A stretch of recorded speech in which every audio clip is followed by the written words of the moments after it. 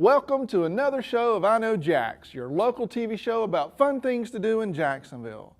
Don't be a wayward minnow. Come on, walk the plank. I'm Joe Talentino, and I'm going to be your captain this evening. Get your spyglass ready. Let's set sail and cruise the seven seas because, as you might know, we have a big holiday coming up next week. It's International Talk Like a Pirate Day on September 19th. So avast, matey. Get ready for some fun. This great holiday was invented by Captain Slappy and Old Chumbucket. That's right, Old Chumbucket. These two fairly normal guys didn't exactly plan to invent a national holiday for pirate speak, but somehow they became the founders of this special day. We're going to talk more about that later on in the show. Here on the coast, we have a long tradition of pirates, and quite a few pirate festivals take place in our area every year too. Heck, we even have a special pirate museum.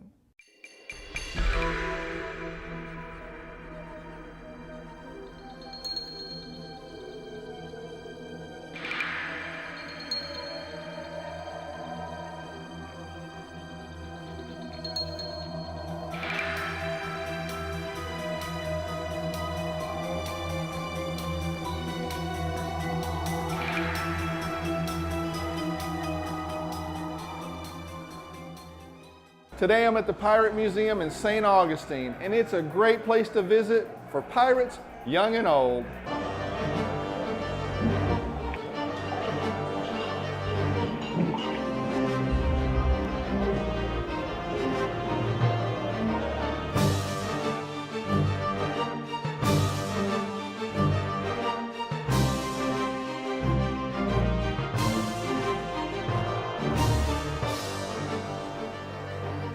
A super cool thing they have here at the Pirate Museum is they give you a treasure map. And what you do is you look for the skull and crossbones anywhere in the museum and you can find some hidden treasure like this. Pretty cool, huh? Here they even have an original Jolly Roger flag. I asked Executive Director Cindy Stavely what the response has been to the museum since it opened. It's been phenomenal, not only with our visitors. The locals absolutely love it. We've been voted best local attraction for the past couple of years. And the school groups. We have an unbelievable turnout of the school groups that come to St. Augustine. We did 1,000 school groups here last year. Wow, that's a lot of kids. Yes, it's a lot of kids, and we love sharing this place with those kids.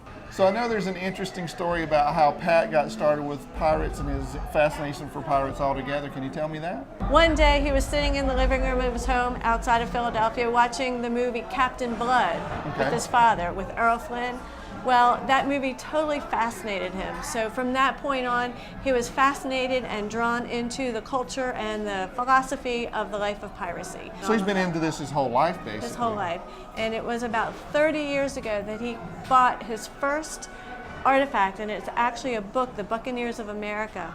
Antiques Roadshow was recently here in Jacksonville, and they came to the museum to do an appraisal of that book, and it was appraised for tens of thousands of dollars. He's collected over 500 things, documents, weapons, swords, treasures, and then we've got things on loan from places too, not just his things, but the majority of what you see here is his personal collection that he's been purchasing and collecting for over 30 years. Now another thing that's pretty cool here too is besides all the artifacts, you guys are really well known for the interactive portion that you've created. Can you tell me more about that? Well, you're going to hear it in 1 second. Hold on there.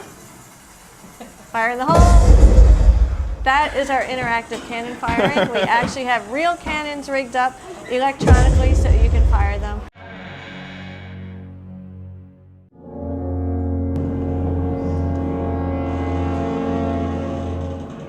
Shh, don't wake him up. I like to let people know that when they're coming in here, what they're going to see is one of the world's largest collections of authentic pirate artifacts. And I look at the kids and I'm like, you probably don't know what I mean when I say that. I say real things that real pirates and sailors used hundreds of years ago.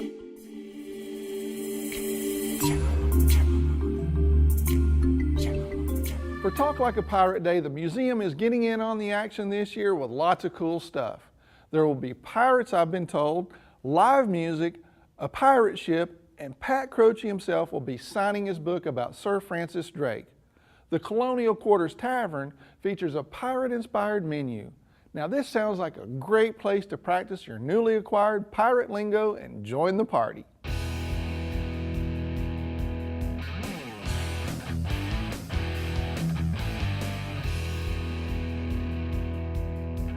Now where I grew up, seafood was, well, fried catfish. Now don't get me wrong, I love fried fish, but I didn't grow up with mussels, clams, oysters, or crab for that matter. To me, crabs are actually kind of intimidating. And that show with the crazy fisherman from The Deadliest Catch hasn't helped either. So when Bill Penner at the fish company invited me over to his restaurant for crab, I really didn't know what to expect. So Bill's also got us some Alaskan king crab legs. Is that what those are? Alaskan king. Now you guys have a special deal here. Was it every Saturday night you do a buy one get one? Is that right? Not on these. Not on those. On these guys. The Alaskan snow. Alaskan snow. Which is a not little the king. small. I don't know But the difference. they're both from Pacific. Well, they're the same animal though, right? they're both crabs. I know that. They look the same. They do look the same. Until you look at the Oh, got ya. The claws. the size One's a little bit bigger and one's a little bit and smaller. the texture of the claw. So this is the king and this is the snow. That's right. Got you. That looks like it would hurt you. This is a little dangerous animal. So how do you prepare these? Tell me how you do this. Well, they've already come in cooked. Most crabs that come from the Pacific are cooked either on the boat or immediately at the dock. Gotcha. Okay. So they're quick frozen. They have a little glaze on them to protect the meat. Right. And then we just basically are reheating them. There's several ways you can do it. So you're gonna do them up? Yeah, I'll be back in 12 minutes or so. Those are some big crab legs, dude. So through the magic of Hollywood, we're coming out of the steamer now. I'm gonna have to confess something to you, man. All right. I don't order crab too often because it intimidates me. I don't know how to eat the stuff. I'll show you, Joe. You gotta have tools and Don't stuff. let Don't it- you have to have a chainsaw to get through those things? No, it's funny you ask, but you don't. You take any crab in the ocean and you start at the top, just start pulling it apart. Right? Wait, And that if was you do it too right- easy, dude. This particular, the king crab has a softer side, Right? and it's the opposite side of the thorns. And So the inside of the leg, basically. right, and I'm gonna just take a fork and kind of leverage it through. Oh, that was easy. There's your So meat. no chainsaw necessary. No, you just gotta use common sense. Well, that's why I couldn't do it. That explains the whole thing. It takes common So sense. I'll he work said. down the whole crab just like that. A king crab, I need a fork. No, that meat wants to come out. It wants to be devoured. It wants you to eat it. I'm sure everyone knows about the drawn butter. Yeah, we call it the Paula Deen around our house. So there you have one leg, the top. The See, my pointy problem end. is I'm always bending. I'm trying to bend it in the middle. Yeah, you don't where wanna do That's that. where I go wrong. Because you're Look at pulling, that, you you're just pulled pulling that out the muscles. That was too easy. Now you look like you've done that once before. Have you done this ever before? I've done it a few times. As you can see, Joe, I like to eat. And crabs are one of my favorites. So Bill moved over to the Dungeness crab with the same technique, starting at the top and working his way down the leg. Pretty common sense, huh? Look at that. Nice. So that's the crab eating lesson. That looks edible. It's a bit saltier. They live closer to the bottom. I don't know. They all live on the bottom. That's a saltier crab. Okay. Some Now, may argue. why do you choose to have garlic butter with those, with the Dungeness? Because of the classical presentation in San Francisco or Okay. on the coast. So that's a tradition, basically. Yeah, they boil them right out of the ocean in a pot. Just pull them out, bam. Pull them out live. I mean, they got live ones over there, and they drop them in a pot and sell them on the street. That's cool. And I haven't seen that. That's where I was introduced to them. And you got to keep that tradition alive, man. Yeah, we got to do an I Know Jax field trip. We got to go. I'm ready. See how it's done. We can do that. But I think we're the only ones around here that are doing the whole Dungeness. You can get Dungeness crab, the clusters. but Right. But done The whole deal. done the traditional The style. real San Francisco treat is right here, Joe, in Jacksonville, right here Florida. in Jacksonville, Florida, baby. Bring your bib and your rubber gloves. Exactly. It's a great date night, I hear. So let's try this stuff. Sure, why not? A little butter. Yeah, you don't want to get carried away. Shouldn't have made that doctor's appointment tomorrow. Dude. So that's a treat for me, the king crab. Yeah. Want to try a snow? Now, tell me, like, what would I drink with this? I mean, I know what I drink. I drink beer with everything, but is there a good wine or beer pairing that goes with these in particular? I'd serve a French Muscadet with all the shellfish. Okay. It's real light. It doesn't compete with the flavors of the seafood, and it's a nice balance. It's kind of funny how Talk Like a Pirate Day sort of came out of nowhere and became a big media circus. And now, I Know Jax is taking part too. Round and round we go. I jumped on a Google Hangout to find out how to talk like a pirate. We always start with what we call the 5 A's, which are the 5 pirate words that you have to have in your lexicon. They're like the starter kit. And the first one is ahoy, because pirates don't say hello, they say ahoy. Got ya. The second one is avast. Now avast means stand and give attention. Oh, gotcha. 364 days a year, you may be sitting in a bar and go, dude, look at that. Great looking chick walked in. So you can say avast me mateys instead. Avast me hearties. Check out the bowsprit on that proud beauty. Sweet. So the third one is I, which means I heartily agree with everything you just said or did. Aye. Got ya. The fourth one, very similar, aye. Well, I is more relaxed. Aye is, yes, boss, I'll get on that just as soon as I finish my coffee. And the final one, and the most important word, is arr. Now, some people say yar and some people say arg. We prefer arr, that Cornish rolling guttural sound that says it can mean whatever you want it to mean. It can mean my team is winning, arr. It can mean my team is losing, arr. It can mean I would like a muffin, arr. It basically means whatever you want it to mean, and it's something to say, piratey, that you can put in while you're thinking of something else to say. Arr!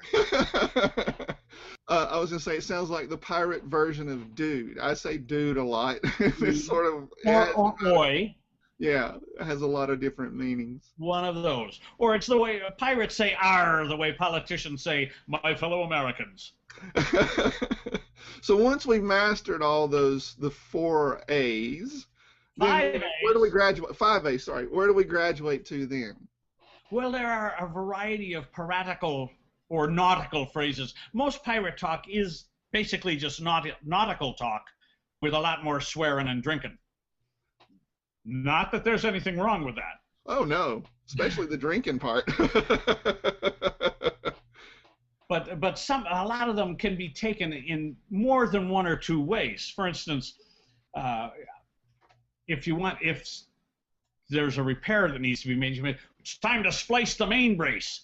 But in nautical talk, that means it's time for the first drink of the day. Nice. Time to slice the main brace. Another one.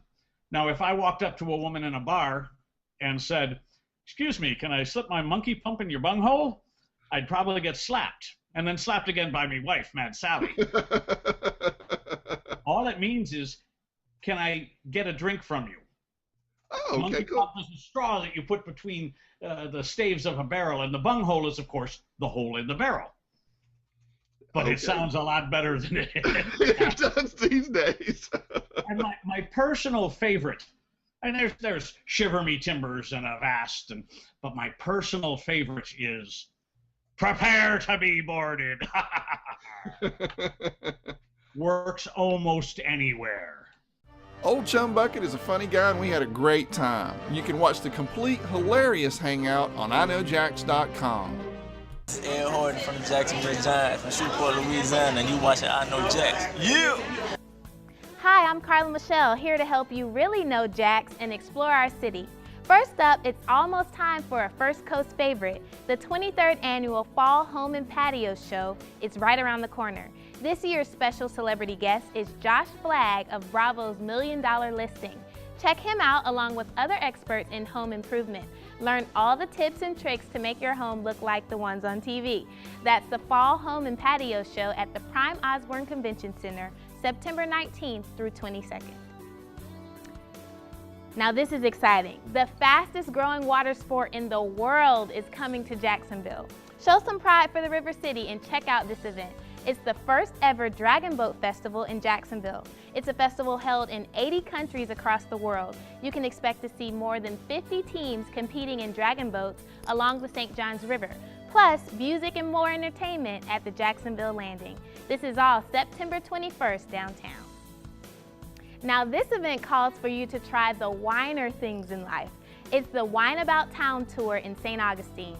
It's a happy hour walking tour with wine and samples of food and dessert. The tour takes place on Thursdays, Fridays, and Saturdays starting at 5 p.m. It all runs through December, so you have plenty of time to check it out.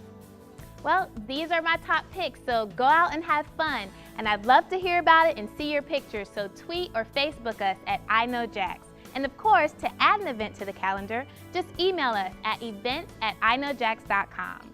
All right, see you later. Peace, love, and blessings for your week. Now there was a lot of talk around the office about me getting a peg leg, a stuffed parrot on my shoulder, and wearing one of those funny looking hats to look like a real pirate for this episode. Landlubbers. Avast me, matey, what about the rum, I asked. Rum goes with being a pirate. No rum, no dress up. That's my simple rule. If you don't like it, I dare you, walk the plank. Dead men tell no tales. Aren't you glad I didn't dress up? We'd have been here practicing pirate speak all night long otherwise. In any case, read more about Talk Like a Pirate Day and events in our nearby area on our website at iknowjax.com. And don't forget to sign up for our newsletter while you're there. Well, that's it for this week's episode. I'll be back with another show on Saturday at 8 p.m. and midnight. That's the last one at our old time. After that, we're changing our new broadcast time to 9:30 p.m. on Saturday and Sundays. We're going to be big time with prime time on the weekends. That happens on September 21st. Until then, I'll see you on the internet. Fair winds, my friends.